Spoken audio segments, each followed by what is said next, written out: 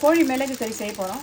பெருஞ்சீரகம், சின்ன சீரகம், மல்லி, காஞ்ச மிளகாய், பெப்பர், பட்டை, கிராம்பு, ஏலக்காய் பொன்னிறமாக வறுக்க போகிறோம். பொன்னிறமாக வறுத்துட்டு எண்ணெய் இல்லாத நம்ம வெறியும் சட்டியில் இதை ஒரு பொன்னிறமாக நம்ம வறுத்து பொடி செய்ய போகிறோம். ஃபஸ்ட்டு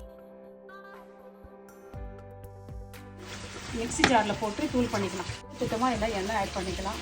கொஞ்சம் இதில் கருவேப்பிலை ஆட் பண்ணிக்கலாம். கொஞ்சம் பெருஞ்சீரகம் ஆட் பண்ணிக்கலாம். இதை அப்படியே கொஞ்சம் வறுத்துக்கலாம்.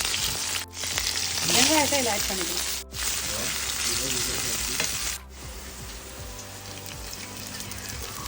இஞ்சி பூண்டு பேஸ்ட் சேர்த்து இதை நம்ம வதக்கலாம். இதில் கொஞ்சம் மஞ்சள் தூள் சேர்த்துக்கலாம், மிளகாய் தூள் சேர்த்துக்கலாம். உங்களுக்கு காரத்துக்கு ஏற்ற மாதிரி 2 ஸ்பூன் 3 ஸ்பூன் சேர்த்துக்கலாம். நான் 1 ஸ்பூன் தான் சேர்த்துக்கிறேன். ஒரு பழுத்த தக்காளி பழத்தை நான் அரைச்சி இதில் நான் சேர்த்துக்கிறேன்.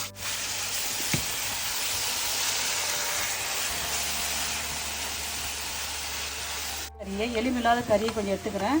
தயிர், மஞ்சத்தூள், மிளகாய் தூள், கொஞ்சம் இஞ்சி பூண்டு பேஸ்ட் சேர்த்து நான் ஒரு 30 நிமிஷம் ஊற வச்சுக்கிறேன். நம்ம இதை சேர்த்து கலக்கலாம். இதை சேர்த்து நம்ம இதை வதக்கிடலாம். எலும்பில்லாத கறி சேர்த்துக்கிறேன். கோழி நெஞ்சு கறி சேர்த்துக்கிறேன்.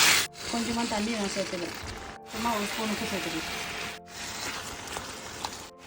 கொஞ்சம் இதை மூடி போட்டு ஒரு 10 நிமிஷம் மிதமான சூட்டில் வேக வைக்கலாம். இதை நான் பார்க்கலாமா? பாருங்கள், ஓரளவுக்கு வெந்து வந்துருக்குது. ஸோ இந்த நாட்டில் நம்ம என்ன பண்ணோம்னா, நம்ம தூள் பண்ணி வச்சிருந்தோம் இல்லையா, அந்த மிளகு பொடி, அந்த பொடியை நம்ம சேர்த்து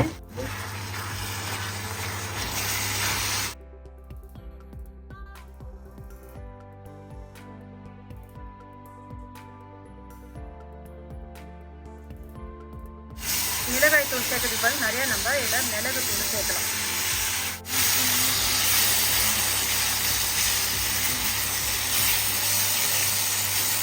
ஃபைனலாக நம்ம கொத்தமல்லி தூவிட்டு அப்படியே இறக்க வேண்டியதான்.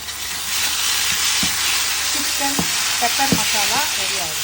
அதனால் கொஞ்சம் மிளகு தூளை அது தூள் வச்சுக்கோங்க. போட்டாச்சு, மிளகு தூள் போட்டாச்சு.